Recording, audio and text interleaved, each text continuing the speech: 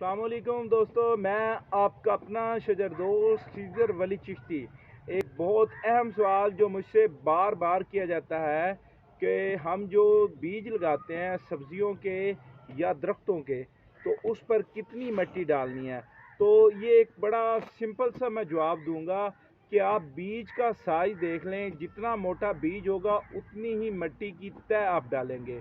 और जो बहुत बारीक बीज होते हैं उन्हें उनकी आप पनीरी काश्त करते हैं, यानी कि एक जगह पर ज़्यादा बीज लगा के उन पर हल्की मिट्टी की तरह बिल्कुल बारीक, या आप उन पर राख डाल के उन्हें ग्रो करवाएंगे।